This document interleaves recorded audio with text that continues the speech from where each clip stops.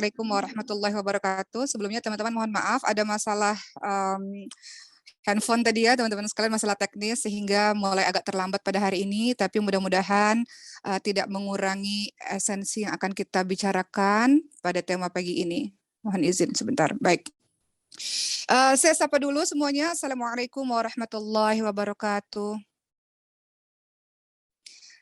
Alhamdulillahirabbil alamin wa bihi nasta'in ala umuri dunya waddin wassalatu wassalamu ala asyrafil anbiya'i wal mursalin wa ala alihi wa sahbihi ajma'in amma ba'du.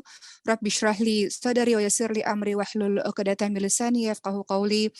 Yang hormati seluruh ustadzah, asatidz, para musyrif, musyrifah, guru-guru, pengasuh semua di pesantren Tahfiz Maskanul Hufadz, yang sayangi seluruh santri-santri Maskanul Hufadz yang berada di berbagai macam tempat, ada di Bintaro, di Bogor, di Medan, di mana lagi, di Jambi, di Padang, dan tempat-tempat lainnya. Yang saya hormati, mohon izin ibu-ibu semua, kalau ada yang bergabung pada hari ini, biasanya teman-teman memanggil saya Uma di pesantren Tahfiz. Yang saya juga hormati seluruh teman-teman yang bergabung. Saya tahu teman-teman yang bergabung di sini tidak hanya dari Indonesia, ada teman-teman dari Brunei, ada Assalamualaikum Ibu. Ini kayaknya Ibu Florinda selalu hadir nih, Masya Allah, luar biasa. Teman-teman dari Malaysia juga ada, Assalamualaikum Ibu, terima kasih telah bergabung. Dan juga teman-teman yang tidak bisa disebutkan satu persatu. Apa kabar semuanya? Semoga baik, Alhamdulillah. Saya juga baik, Alhamdulillah. Ya. Pada hari ini langsung saja teman-teman sekalian, tema kita adalah tentang futur atau penyakit lemah atau malas dalam beribadah. Dalam kehidupan kita, contoh sederhana, teman-teman yang melakukan rutinitas setiap harinya, pasti ada yang mengalami namanya masa malas, masa jenuh, masa tidak mau berkegiatan, tidak mau belajar, bahkan malas sekali untuk beribadah kepada Allah Subhanahu wa taala. Itu disebut dengan futur. Apa itu futur, teman-teman sekalian? Futur adalah rasa malas dan lemah setelah sebelumnya ada masa rajin dan ada masa semangat. Jadi kita manusia biasa nggak pernah energi kita tuh 100% semangat, terus nggak mungkin. Ada yang hari ini kita semangat untuk melaksanakan ibadah wajib dan sunnahnya sangat banyak, tapi besok ada yang akhirnya sunnah-sunnahnya lagi males nih, mungkin jadinya nggak saum sunnah misalnya, nggak qiyamul lail misalnya. Ada masa-masa seperti itu, teman-teman sekalian. Jadi, penyakit futur ini harus diwaspadai. Futur ini adalah sebuah penyakit yang terkadang dia menyerang orang-orang yang beribadah kepada Allah Subhanahu wa taala. Futur menyerang ahli ibadah, futur juga menyerang para penuntut ilmu. Teman-teman yang sedang menghafalkan Quran, misalnya di Maskanul Hufadz, pasti ada rasa jenuh, rasa malas. Makanya biasanya teman-teman di Maskanul Hufadz selalu mengatakan, mau rihlah, mau jalan-jalan, mau refreshing gitu ya, supaya tidak terkena yang namanya jenuh atau malas ini. Namun teman-teman sekalian, ini ada jenis orang-orang ketika dia menghadapi futur atau malas atau jenuh beribadah, ada 3 jenis golongan orang. Coba kita berkaca, sahabat-sahabat sekalian, kita termasuk golongan yang mana? Pertama, ada jenis ketika dia futur, malas dan jenuh beribadah, dia berhenti sama sekali dari aktivitasnya karena dia futur tadi. Contoh, biasanya ngaji baca Quran sehari misalnya 1 juz, besoknya 1 juz, besoknya 1 juz, terus dia futur dan dia tinggalkan Quran. Betul-betul dia tinggalkan Quran sama sekali. Baru nanti baca Ramadan lagi misalnya. Ada jenis orang yang seperti ini, yang ketika dia malas, dia lelah, dia jenuh, dia tinggalkan sama sekali. Tentu kita tidak ingin menjadi orang-orang yang meninggalkan perkara baik itu. Kedua, ada jenis orang ketika dia malas atau futur, malas dalam beribadah atau jenuh dalam beribadah, dia patah semangat, dia lagi nggak semangat pada hari itu ya. Namun ternyata dia tetap paksakan dirinya untuk tidak berhenti dari aktivitasnya.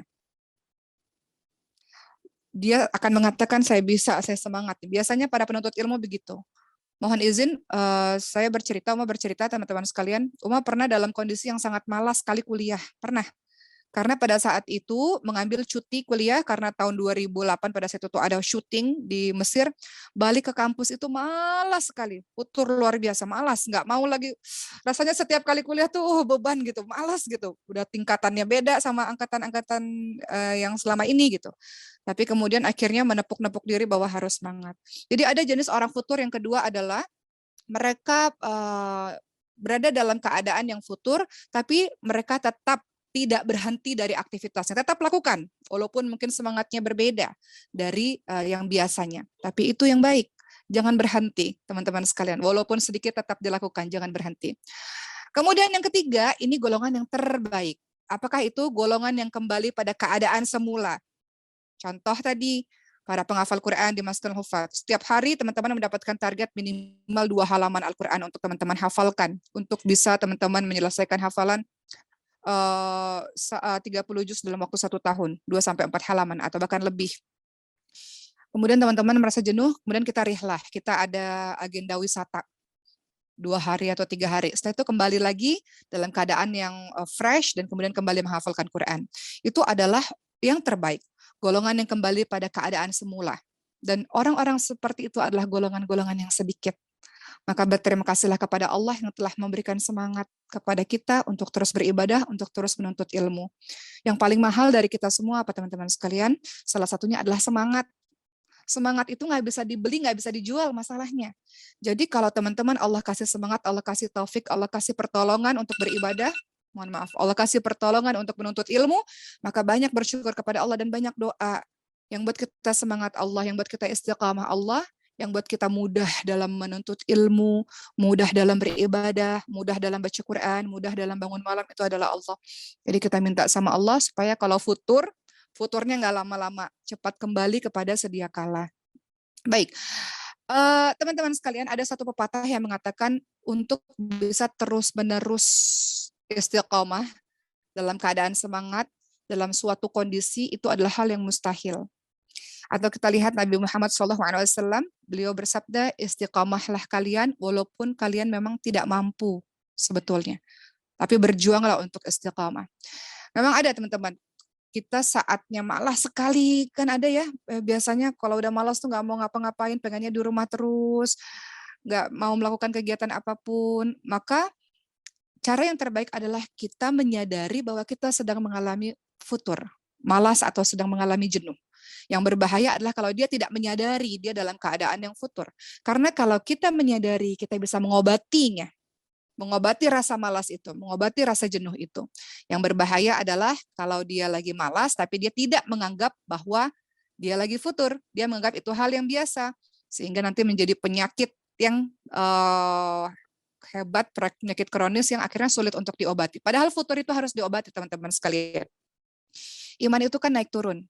Iman naik karena ketaatan, turun karena kemaksiatan yang kita buat.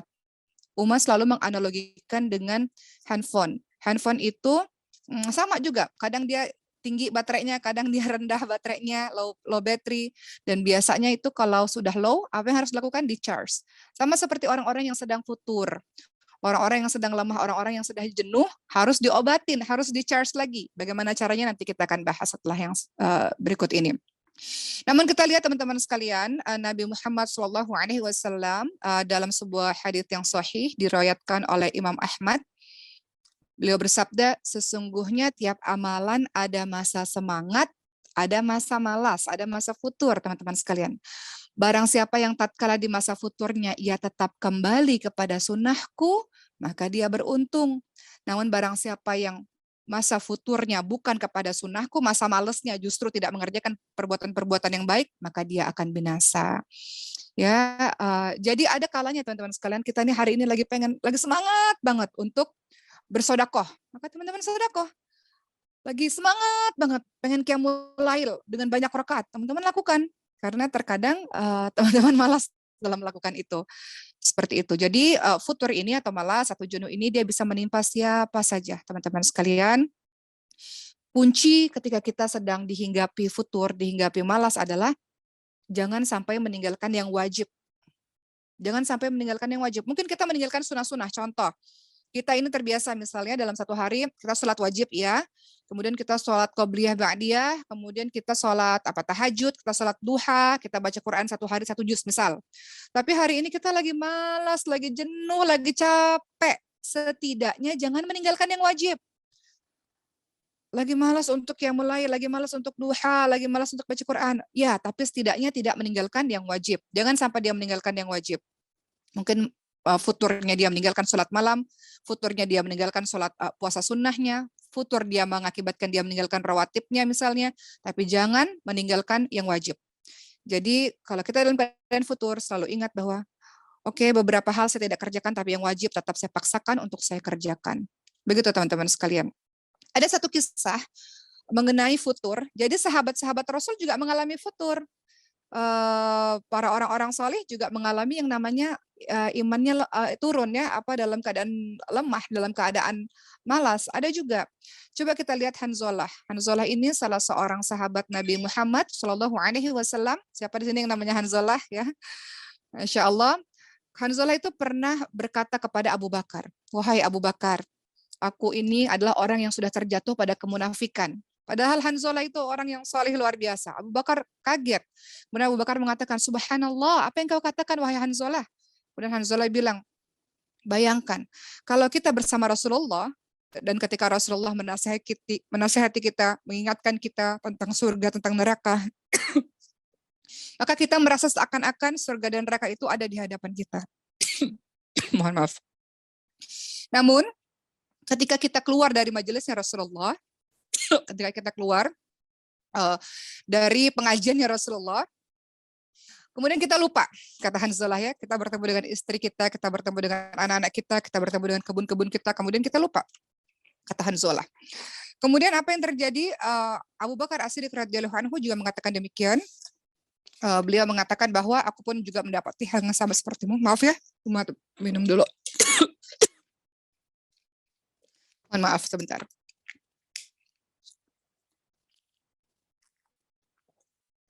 Baik. Apa kata Abu Bakar As-Siddiq? Wahai Hanzalah, aku juga mengalami apa yang engkau alami. Aku juga merasakan apa yang engkau rasakan. Bahwa ketika bersama dengan Rasulullah naik lagi semangatnya. Ketika udah pulang ke rumah, ketemu anak, ketemu istri, maka apa yang terjadi? Turun lagi semangatnya. Kemudian akhirnya hal ini diadukan kepada Rasulullah Shallallahu Alaihi Wasallam. Rasul tanya, kenapa bisa terjadi seperti itu? Kemudian dijawablah, wahai Rasulullah, ketika kami di majelis bersama dengan engkau mengingatkan kami tentang surga, tentang neraka, maka seolah-olah surga dan neraka itu ada di hadapan kami. Kami menjadi sangat taat. Namun ketika kami pulang, ketemu istri, ketemu anak-anak, ketemu kebun-kebun kami lupa akan hal tersebut. Kemudian Rasulullah Shallallahu Alaihi Wasallam mengatakan apa sahabat sekalian? Beliau bersabda, demi zat yang jiwaku berada di tangannya, seandainya kalian terus-menerus sebagaimana keadaan kalian ketika di sisiku dan dalam keadaan mengingat Allah, niscaya malaikat akan berjabat tangan dengan kalian di tempat tidur kalian dan di jalan-jalan kalian. Akan tetapi ada saatnya wahai Hanzalah. Jadi ada saatnya bahwa memang manusia itu kadang-kadang dia lemah, kadang-kadang dia semangat. Begitu pula dengan kita sahabat sekalian. Kadang kita baru pulang dari kajian. Mau berubah, mau jadi anak yang lebih baik, jadi istri yang lebih baik, itu biasa bertahan mungkin 3, 4, 5 hari. Setelah itu kalau nggak ikut kajian lagi udah mulai futur lagi, udah mulai lupa lagi. Itu sebabnya kenapa kita harus mengerjakan pekerjaan secara konsisten. Kadang-kadang turun nih iman kita akibat kemaksiatan yang kita lakukan, perlu di-charge lagi, disuntik lagi. Dengan siapa? Dengan orang-orang soleh itu, dengan kajian-kajian, dengan bacaan-bacaan Quran. Seperti itu teman-teman sekalian. Ya, maka kita lihat dan kita renungi bahwa ternyata tanda-tanda seseorang yang mengalami futur adalah tanda ketika hatinya mulai menjadi keras. Itu hati-hati sahabat-sahabat sekalian. Hati keras itu ditandai dengan apa? Hati yang tidak teranyuh, tidak bergetar atau tidak berasa sama sekali, atau tidak menangis ketika ayat-ayat Allah dibacakan. Atau ketika dia berdoa kepada Allah SWT nggak ada rasanya gitu, baca Quran nggak ada rasanya. Coba kita diam sejenak, mungkin hati-hati kita telah begitu keras sehingga ayat-ayat Quran yang dibacakan atau kita baca tidak membekas di hati-hati kita. Mungkin terlalu banyak dosa sehingga ayat-ayat Quran itu masuk kuping kanan, masuk kuping kiri saja, tidak berkesan di hati kita. Kalau kita lihat Abu Bakar As-Siddiq radhiyallahu anhu, sahabat sekalian, beliau orang yang hatinya lembut sekali. Dikatakan kalau beliau berdoa atau beliau sholat itu, beliau pasti menangis karena saking lembutnya hati beliau. Apa kata Utsman bin Affan, teman-teman sekalian? Jika hati kalian bersih, niscaya kalian tidak akan merasa kenyang dengan kalam Allah. Kita pasti ketagihan mendengarkan ayat-ayat suci Al-Quran. Kita pasti ketagihan mendengar murattal atau kita baca Quran. Tanda hati yang mati atau hati yang keras, diri yang futur adalah tidak terasa dalam hatinya tentang ayat-ayat Quran itu. Ketika ayat-ayat Quran dibacakan maupun ketika kita membaca sendiri ayat-ayat itu, maka kita waspadai diri kita sendiri. Maka beberapa hal mengenai futur, teman-teman sekalian, ada beberapa yang penting kita pahami. Yang pertama adalah kita tidak menolak futur karena itu pasti terjadi pada diri kita. Pertama, kita tahu bahwa kita ini tidak ada yang bersih tanpa dosa. Kita ini pasti berbuat salah. Namanya manusia biasa. Namun kata Rasulullah, apa sebaik-baik manusia yang berbuat salah adalah mereka yang bertaubat kepada Allah Subhanahu wa taala. Begitu. Jadi yang namanya manusia itu dia pasti berbuat salah. Tapi bedanya ada yang meremehkan maksiat, meremehkan dosa, ada yang takut ketika dia berbuat dosa. Itu perbedaan orang-orang yang beriman dengan orang-orang yang jauh daripada Allah Subhanahu wa taala. Digambarkan kalau orang-orang yang beriman ketika dia buat dosa, seperti seekor lalat menempel di hidungnya, seperti dia duduk di bawah gunung yang akan siap menghancurkan dirinya, dia takut ketika dia buat dosa.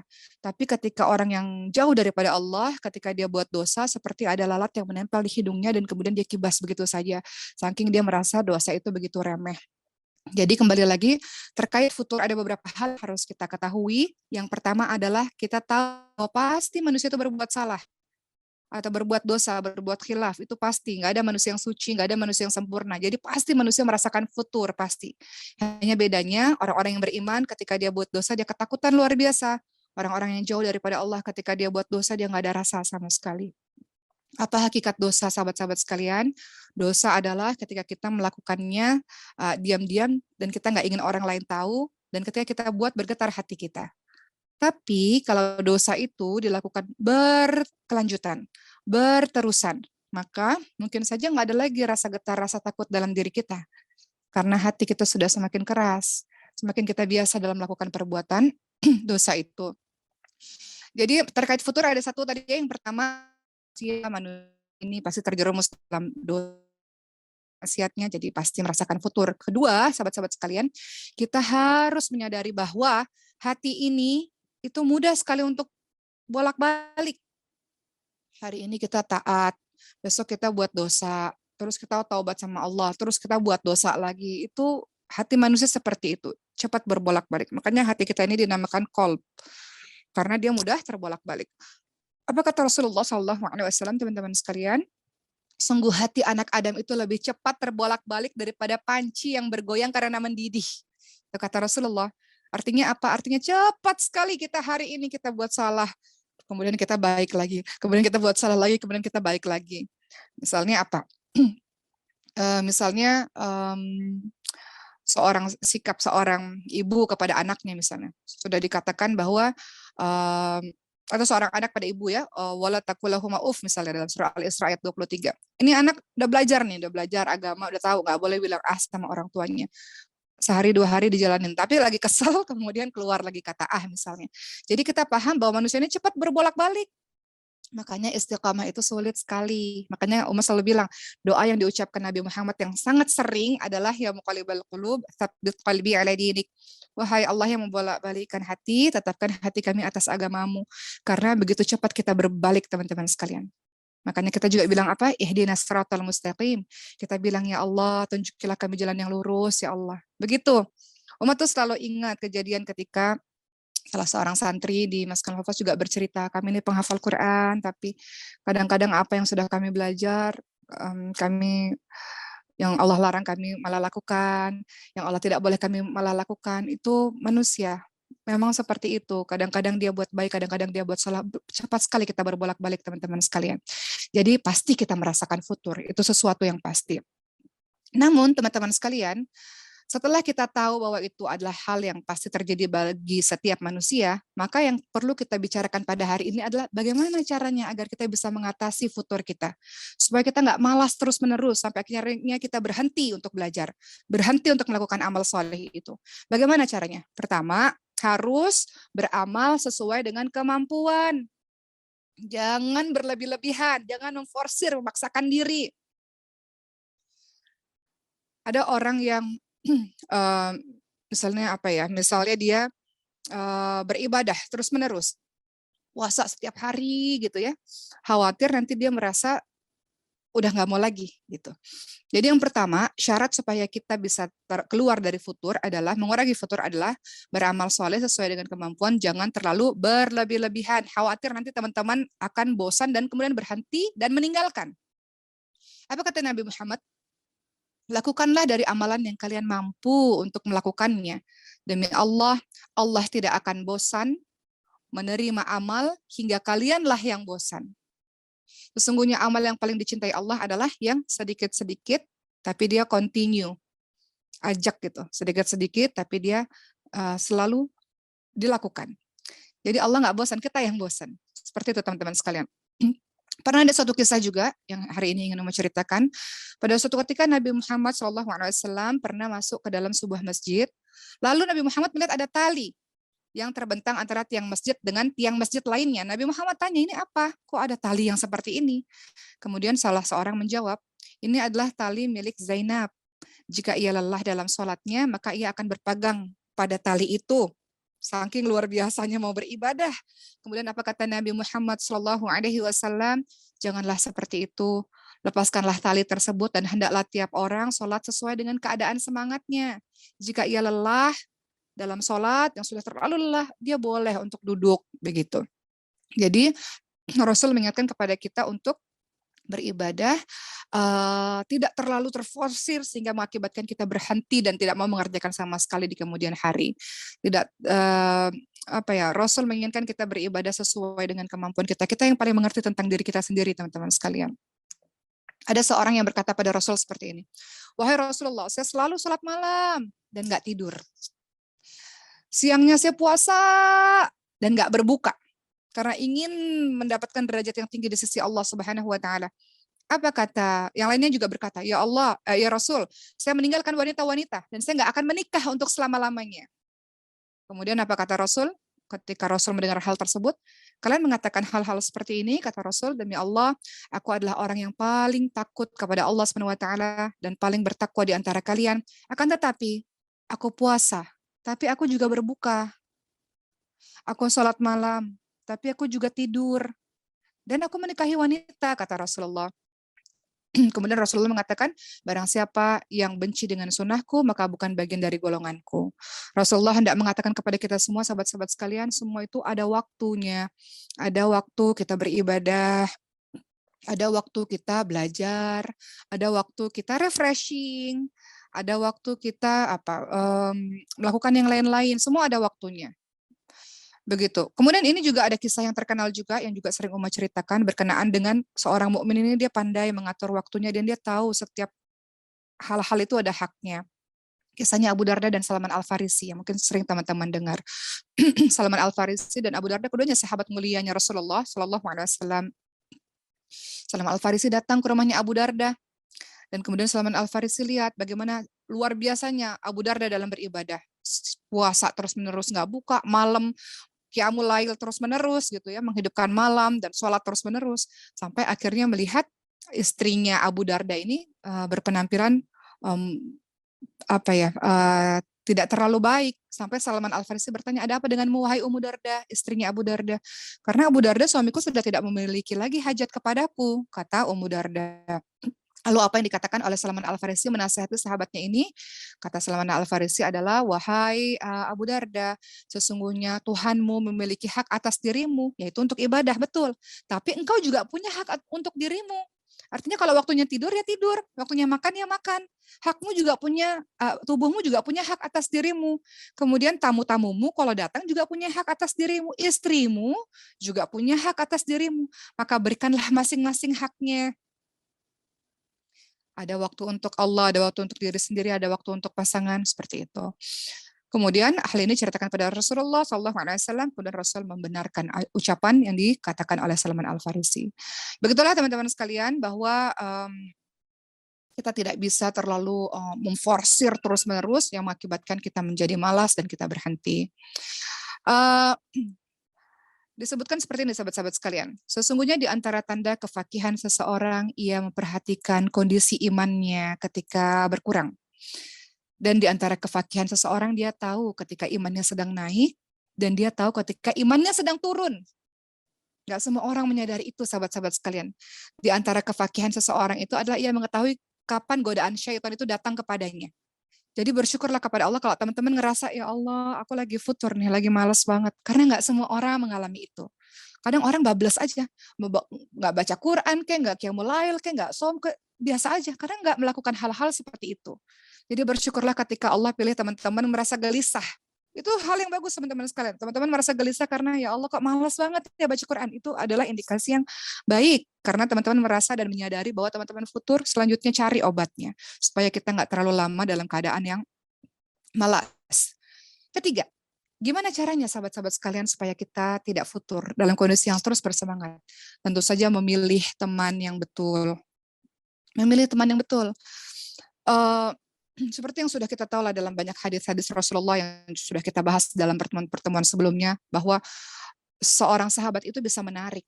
Atau hadisnya Rasulullah, kalau kita berteman dengan penjual minyak wangi, kecipratan wanginya, berteman dengan pandai besi, kecipratan bau dan apinya. Jadi seorang teman itu mempengaruhi luar biasa. Teman-teman punya target. Contoh, mohon izin ya teman-teman sekalian, saya izinnya banyak contoh tentang Quran, karena di sini ada ratusan anak-anak penghafal Quran, santri-santri penghafal Quran yang bergabung. Teman-teman ingin menjadi penghafal Quran, tapi kalau teman-teman berada di lingkungan yang tidak kondusif, sekitar lain yang enggak atau cuek dengan Quran, enggak akan bisa. Tapi kalau teman-teman menyepikan diri untuk sementara waktu, berada di sebuah tempat, teman-teman menghafal Quran, Masya Allah, teman-teman akan istiqomah di situ. Kalaupun futurnya cepat balik lagi. Kenapa? Karena lingkungannya mendukung untuk teman-teman bisa hafal Quran, misalnya seperti itu. Ya, banyak loh teman-teman sekalian di Maskanul Hufat itu yang belum pernah punya hafalan sama sekali dari umum gitu, sama seperti sekolah umum gitu, nggak pernah punya hafalan sama sekali. Begitu masuk Maskanul Hufat 1 tahun, Masya Allah, dengan pertolongan Allah, kegigihan, kesungguhannya, selesai di hafalannya. Apakah ada malas? Pasti ada. Tapi ketika dia berada dalam lingkungan yang soleh, lingkungan yang baik, dia terpacu ketika dia lihat teman-temannya fastabiqul khairat, berlomba-lomba dalam kebaikan. Teman-teman penghafal Quran kan nggak pegang handphone kan, jadi fokus sekali dalam menghafalkan Quran misalnya. Jadi itu contohnya sahabat-sahabat sekalian. Sebagaimana dalam surah Al-Furqan ayat 25 sampai 28 sebagai dalil bahwa kita diminta untuk berteman dengan orang-orang yang saleh. Biasanya orang-orang yang sudah meninggal dunia dia akan menyesal. Dia katakan apa? Celakalah karena aku telah memilih si fulan itu sebagai teman dekatku. Sungguh dia telah menyesatkanku dari mengingat Allah. Ia telah menyesatkanku dari peringatan-peringatan setelah datang kepadaku, dan syaitan memang meninggalkan manusia. Jadi orang-orang ini yang tidak berteman dengan orang-orang yang soleh, di hari akhir dia menggigit jarinya, ya, menggigit kedua tangannya, dan dia merasa menyesal. Celaka aku. Kenapa dulu aku pilih orang seperti dia untuk menjadi temanku yang membuat aku menjadi menderita sekarang gitu di hari akhir. Jadi futur obatnya yang ketiga adalah pilih sahabat-sahabat sekalian, teman-teman yang membuat kita merasa ketika melihatnya kita taat kepada Allah, ketika melihatnya kita ngerasa semangat. Ada jenis teman-teman yang begitu.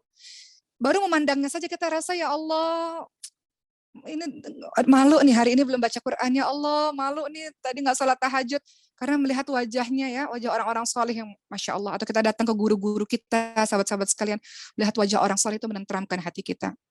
Jadi sahabat-sahabat sekalian, obat futur yang ketiga adalah bahwa kita memilih berteman dengan orang-orang yang soleh. Orang Islam bergaul dengan siapapun boleh, kita berteman dengan siapapun boleh. Kita ini di Indonesia berbagai macam agama, suku, bangsa, adat dan suku-suku, boleh berteman dengan siapapun. Mereka saudara-saudara kita semuanya, saudara setanah air, dan tunjukkan Islam rahmatan lil alamin. Tapi untuk circle terdekat harus orang-orang yang salih, supaya kalau futur, kalau iman kita lagi rasa jenuh, kita lagi rasa malas, itu membuat kita akhirnya cepat kembali lagi karena dikelilingi oleh orang-orang yang baik. Begitu teman-teman sekalian. Ya. Berikutnya teman-teman semua, yang keempat, obat supaya kita tidak futur adalah jangan pernah meremehkan dosa-dosa kecil. Karena semua dosa besar itu dimulai dari dosa-dosa yang kecil. Dosa kecil yang dilakukan terus-menerus, bertumpuk-tumpuk, dia akan jadi dosa besar. Jadi obat futur adalah nggak boleh kita meremehkan dosa-dosa yang kecil, teman-teman sekalian. Ya, seperti yang tadi Uma bilang ya, analoginya ketika ada orang beriman, ketika dia buat dosa, dia takut sekali. Dia merasa seakan-akan gunung itu akan menghancurkan dirinya, dia takut, teman-teman sekalian. Contoh apa? Misalnya nih, teman-teman, bohong misalnya. Bohong sekali. Bohong itu nggak mungkin sekali, pasti bohong lagi yang kedua kali untuk menutupi kebohongan yang kemarin. Bohong, bohong, bohong, bohong, bohong, ntar menjadi besar. Seperti itu, sahabat-sahabat sekalian. Jadi, hendaklah kita semua ini waspada. Kalau kita ingin kembali bersemangat, kita berhati-hati ketika kita terjerumus dalam dosa-dosa kecil. Ya. Kemudian yang kelima, teman-teman sekalian, obat futur, obat supaya kita nggak malas, nggak jenuh dalam beribadah apa? Jangan buang-buang waktu. Waktu ini terus berjalan.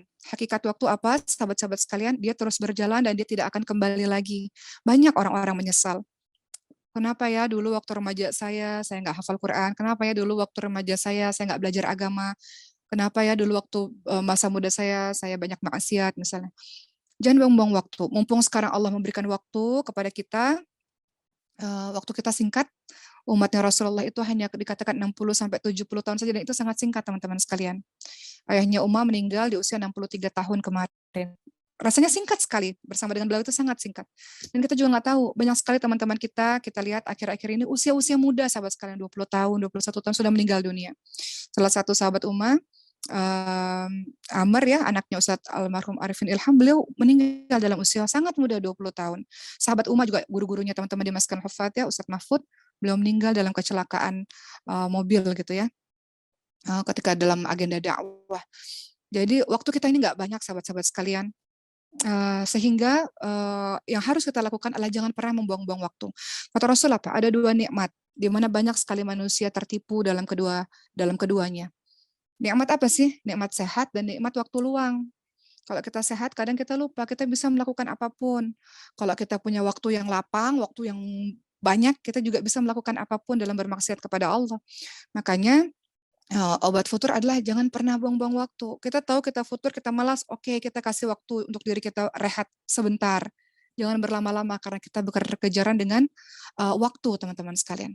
Kita ini bukan seperti malaikat yang terus-terus beribadah kepada Allah, tidak. Kita ini punya waktu yang terbatas, dan kita tahu bahwa kita juga nggak bisa beribadah 24 jam kepada Allah Subhanahu wa taala. Maka kasih waktu ruang pada kita untuk rehat, setelah itu bangkit lagi untuk kembali bersemangat.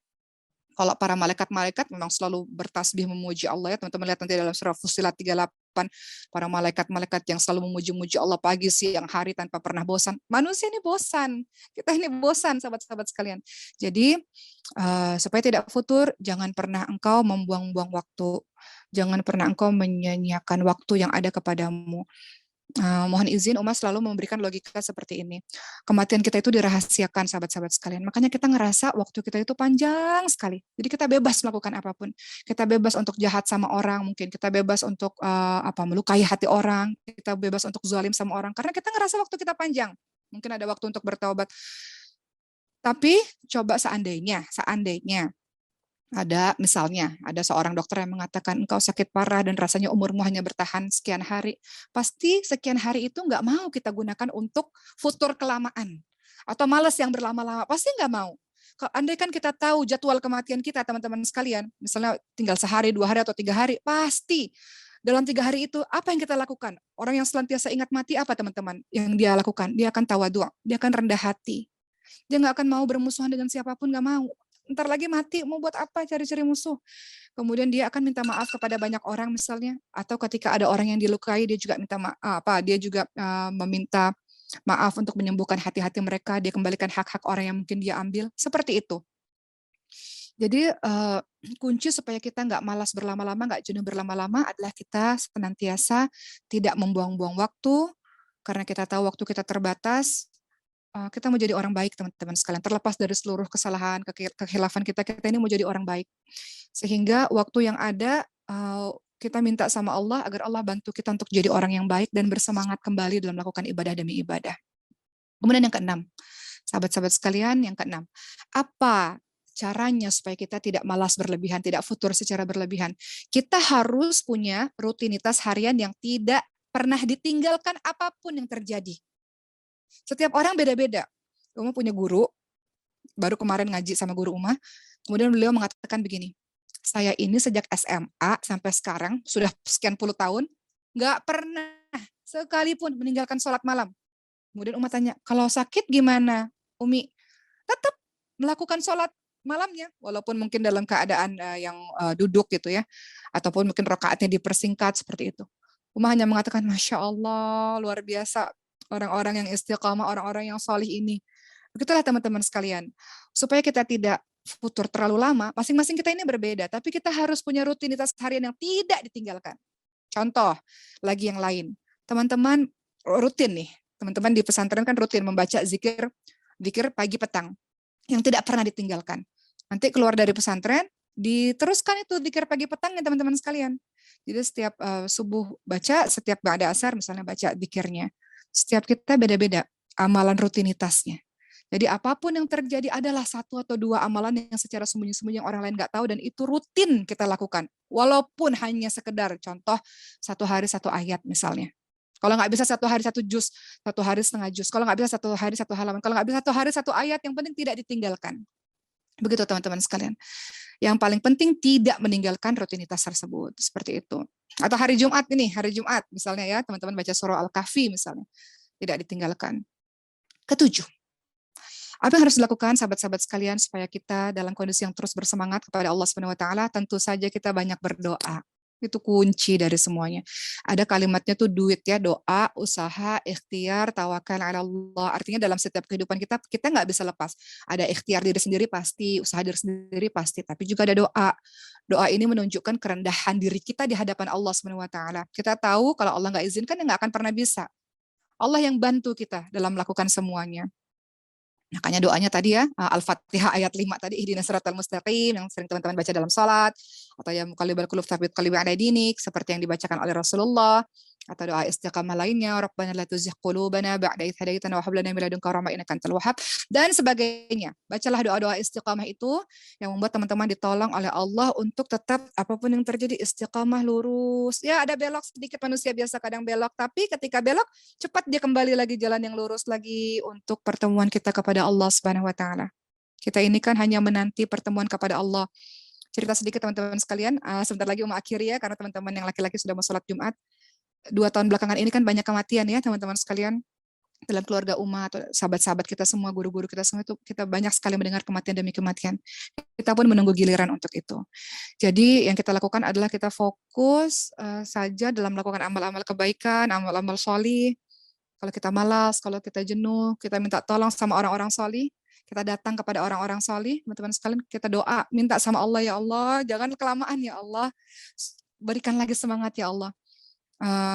Singkat cerita, Uma selalu minta sama Allah kadang kayak gitu. Belajar terus nih, belajar, tapi ada masa males. Akhirnya apa?